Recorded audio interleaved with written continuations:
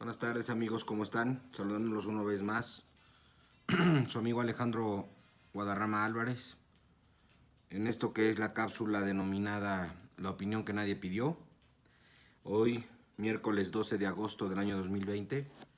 Son las 5:42, 5:43 de la tarde. Un poquito más tarde de lo normal. Porque pese a la contingencia sanitaria, poco a poco nos vamos reintegrando a algunas actividades. Lo cual celebro mucho, con los debidos cuidados, por supuesto. Invito cordial y respetuosamente a todos quienes me hacen favor de verme y escucharme a usar el cubrebocas, a quedarse en casa, salvo lo indispensable, y a acostumbrarnos a una nueva forma de comprar, una nueva forma de divertirnos, una nueva forma de convivir, una nueva forma de trabajar. Desde luego agradecer a todos quienes me han hecho favor de, con sus comentarios, ayudarme a crear temas para esta cápsula.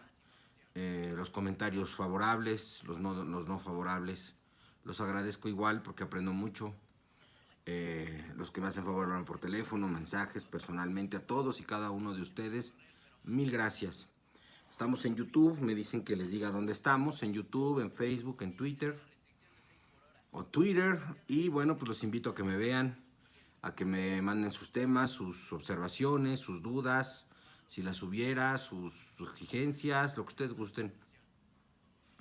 Estoy a sus órdenes, esta es una plática entre amigos al final del día. Y bueno, hoy quiero abordar un tema que increíblemente, para mi sorpresa, no hemos podido ver. No han visto muchas personas y me parece importante abordarlo. Y es que en esta contingencia sanitaria que nos ha sorprendido en este año 2020, nos hemos encontrado con una serie de situaciones que no estábamos preparados. Nadie podía estar preparados. No es reprocharle al gobierno federal nada, aunque hay algunas cosas que todos pensamos que se pudieran haber hecho mejor, que se requiere de mayor transparencia y sobre todo de privilegiar menos lo político y darle a cada tema el enfoque que requiere. El tema económico, pues abordarlo economistas, el tema de salud, abordarlo, en este caso de la pandemia, pues los epidemiólogos, que son la materia experta, gente de salud y mucha transparencia en los datos. Pero bueno, no me quiero meter en ese tema. Lo que sí es cierto es que a raíz de este problema que hemos venido solventando este año 2020 llamado COVID-19, pues nos está cambiando la forma de vivir. Y ni siquiera tenemos la seguridad de que volvamos a tener una vida como la teníamos antes de COVID-19.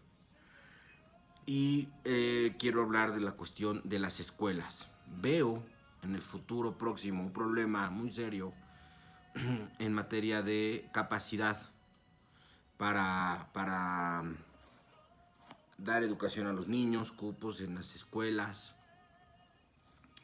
Y es que la situación económica que vivimos en el país, que se vio agravada por el COVID-19, que de por sí ya venía grave, se agrava mucho más con el COVID-19 y la parálisis económica que esta pandemia provocó, pues ha obligado a la Secretaría de Educación Pública a buscar esquemas alternos al sistema tradicional de presencial en los salones para acudir a clases.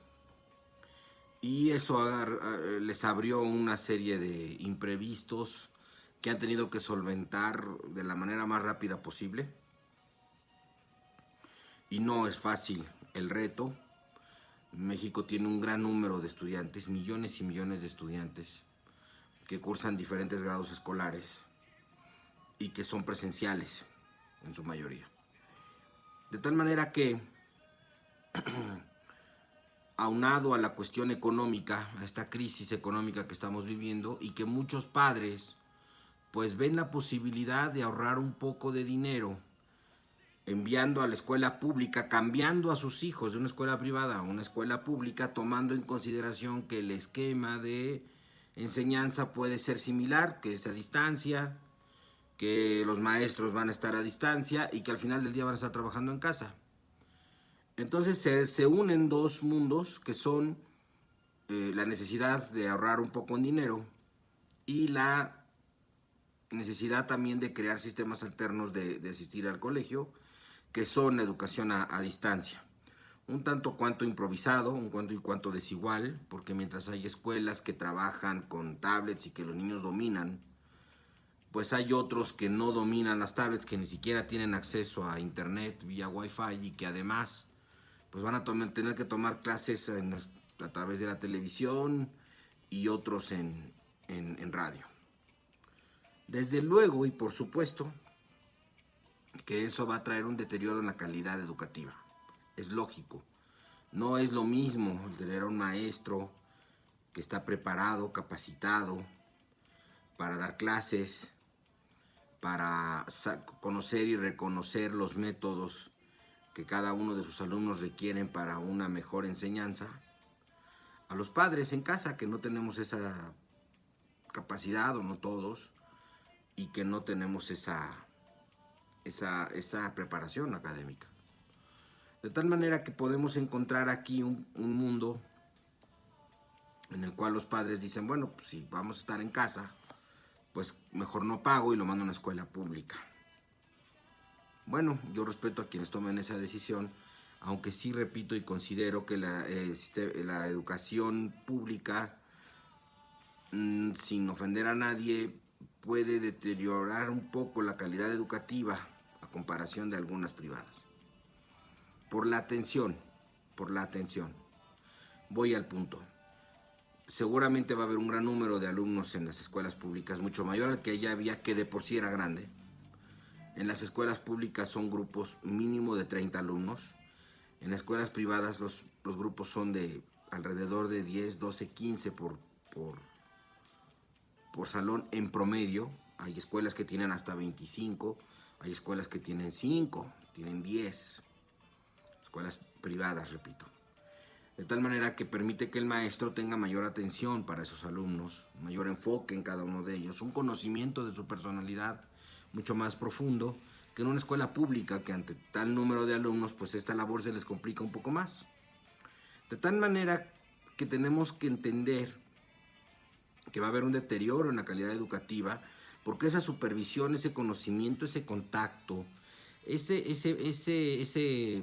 esa convivencia que existe entre maestros y alumnos, pues ahorita se va a ver afectada y no será en la misma proporción, lo cual le va a impedir al maestro entender a cada uno de sus alumnos, conocerlos, conocer su entorno familiar, que es importante, sus comportamientos. Es otro mundo, es otra forma de educar, es otra forma de transmitir conocimiento, de tal manera que tenemos que entender que será una labor mucho más complicada y de mucho menor calidad, en todos los casos. Y en la escuela pública, por el número de alumnos, creo que será más pronunciado. Así que yo invito cordialmente a que los que tengan en la escuela particular a sus hijos, pues piensen bien en este aspecto antes de cambiarlos. Claro que el aspecto económico es un factor, por supuesto que lo es. Pero, bueno, piénsenlo bien. ¿Qué pasa? Así en este sistema, y tomando como herramienta la cuestión digital, tal vez sea mucho más fácil inscribir a los alumnos en las escuelas. Mucho más fácil. Podrán tener 50, 60 alumnos, todos en una educación a distancia. Pero ¿qué pasará si regresamos algún día a la educación presencial y es en el transcurso del año escolar? No veo a ninguna autoridad que se ponga a pensar en la capacidad que tengan las escuelas de recibir a 50 alumnos por grupo. No lo veo. No veo tampoco a los maestros listos para un compromiso de esos, porque por muy buen maestro que seas, y que los hay, es difícil controlar un grupo de 50 alumnos. Entonces, tenemos que reflexionar sobre lo que viene, que es la gran crisis educativa. Vamos a tener una exponencial incremento en el número de alumnos en escuelas públicas. Se tendrán que satisfacer libros de texto gratuitos, se tendrán que satisfacer cupos, cuando regresemos a la actividad normal, si regresamos, que ojalá y sea pronto y ojalá y sea una realidad, y puedan entonces estar en el salón de clases. Y eso va a detonar una serie de problemas gravísimos. Pero tal vez hoy no se vea, porque tal vez todavía no ocurre. Todavía no ocurre. Habrá muchos padres que inscribieron a sus hijos en una escuela privada, decidieron hacer el esfuerzo, pero son mayor el número, o ya no es tan importante el número de alumnos, y hay escuelas que tengan que cerrar grupos o hasta cerrar definitivamente o momentáneamente, hasta entonces esto se pasa, su escuela o algunos grupos.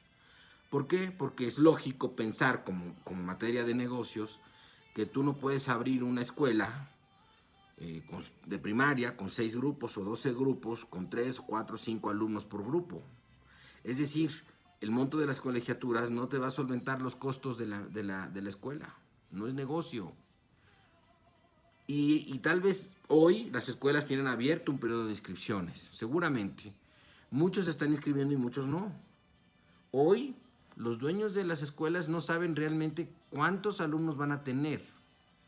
Y se pueden llevar una desagradable sorpresa que no deseo, de que el número de alumnos inscritos no les resulte negocio y tengan que avisarle a los padres,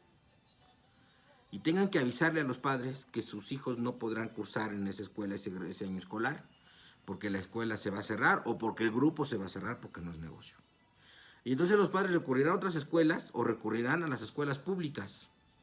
Y es ahí donde creo que nadie está viendo esta situación, que me parece que se va a dar, y que se va a dar en gran número, porque hay un gran número de deserción escolar privada, y hay padres que ya lo decidieron, y lo decidieron tomando en consideración los aspectos ya mencionados. Pero hay muchos padres que decidieron seguir en la escuela privada, pero falta ver lo que los dueños de la escuela privada y los directivos van a decidir respecto a la oportunidad de hacer negocio o no esa educación, esa escuela. Y preocupa y mucho porque existe la latente posibilidad de que haya alumnos que se queden sin escuela y pierdan un año escolar. Porque va a haber un gran número de cierres en las escuelas, privadas. Y me preocupa mucho. ¿A qué le atribuyo este fenómeno? Bueno, pues como dije, la crisis económica que ya teníamos desde el año 2019, que se profundiza en este año 2020, mucho se profundiza aún más todavía por la pandemia y por una serie de medidas económicas que el gobierno federal ha decidido, de acuerdo a sus intereses, que hoy el tiempo nos dice que no fueron del todo acertadas. Es decir, me voy a explicar. Sabemos que este gobierno federal tiene que pagar el servicio de la deuda, que son intereses y deuda, y que eso se ocupa más o menos el 50% del presupuesto anual. De todo el dinero que tiene el gobierno federal, la mitad se va para eso. Y la otra mitad es para solventar todo lo demás. Salarios, medicamentos, equipo de la Secretaría de Salud, maestros de la Secretaría de Educación, en fin, es el aparato muy grande, muy importante. No sé si habrá notado, seguramente sí, no hay construcción de carreteras, que detonaba una gran cantidad de empleo, o es muy bajo, prácticamente es remodelación. No vemos obras de infraestructura que no sean las de Dos Bocas y que no sean el famoso ferrocarril del sur, el Tren Maya. Y la verdad es que tenemos en medio grandes problemas económicos y de la pandemia, un gran número de muertos en nuestro país. Y viene este problema escolar. Y el gobierno federal está enfocado en otras cosas, tanto en su visión política y lo que quiere que veamos, con el asunto de Lozoya, que ya les he dicho que es un distractor. Y ahora viene el problema de las escuelas. Y ahí sí creo que va a tener grandes problemas, porque todos los padres y madres del país, cuando se trata de nuestros hijos, pues sí le brincamos. Sí la postura se tiende a enojar mucho más, a ser más molesta, a ser más exigente. Es grave, eso es difícil, lógicamente, tener a los hijos todo el día en casa. Es complicado para quienes los atienden en casa. Es complicado porque dificulta al mismo tiempo las estancias de trabajo del papá y de la mamá, porque están expuestos a algunos riesgos en casa que no dejan de existir. La inseguridad, que se va a hacer todavía más grave en cuanto a delitos menores como robos, a casa habitación, a carros, a piezas automotrices, a los famosos rompimiento de vidrios. Ese tipo de delitos van a aumentar considerablemente. ¿Por qué? Porque hay una crisis económica y la gente busca la manera de sobrevivir. Y toman decisiones equivocadas.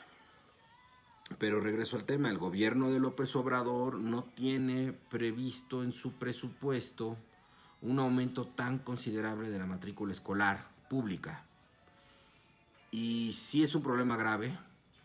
Tampoco tiene en su presupuesto un apoyo a padres o madres que tengan a sus hijos en escuela privada, o mejor aún, si no puede dar el dinero porque todo ya lo tiene distribuido, porque estamos en medio de una pandemia y porque el país no genera tal cantidad de dinero como para solventar estos gastos, sí podría, a diferencia de lo que se ha venido haciendo, crear un programa de incentivo fiscal a las escuelas privadas, que ahorita son un aspecto importantísimo en el desarrollo del país, y disminuir o condonar inclusive el impuesto sobre la renta. ¿Por qué digo que el mismo gobierno federal se puso el pie de un tiro en el pie? Porque él creó una reforma constitucional en la cual le prohíbe al Ejecutivo condonar impuestos. Y es ahí donde se dio una piedra en el zapato. Esa figura existía para estos casos. Yo vería muy saludable, y como ciudadano mexicano no me disgustaría en lo más mínimo, si a las escuelas privadas les dicen: yo te voy a condonar el 100% de impuestos sobre la renta si tú entras en un programa de apoyos a padres de familia que tengas en tus escuelas. Y yo te condono el impuesto sobre la renta y tú les vas a cobrar X cantidad de dinero mensual por colegiatura. Una cantidad que resulte accesible para la mayoría de los padres de familia que estaban ya inscritos en esas escuelas. ¿Por qué es un asunto importante? Porque lo que vas a inhibir es que se salgan de la escuela privada y lleguen a la escuela pública y tú no tengas la estructura suficiente para solventar la demanda. Este gobierno debió de haber pensado en un programa así, desde que salieron de vacaciones o antes, entender que la crisis económica y la pandemia iban a desembocar en un incremento en la matrícula de escuelas públicas y una disminución en las escuelas privadas, en las que muchas de estas escuelas pues estaban en riesgo económico de desaparecer, y lo están. Y todavía no detona, porque insisto, la decisión de cambiar a los padres a los hijos pues ya se dio, pero falta la decisión de los propietarios de los colegios particulares de abrir o no abrir la escuela, o de abrir o no abrir determinados grupos por cuestión económica. Para ellos hubiera sido una gran ayuda el no pagar impuestos sobre la renta en este año escolar, y a cambio de eso ponerle un límite en el pago de las colegiaturas.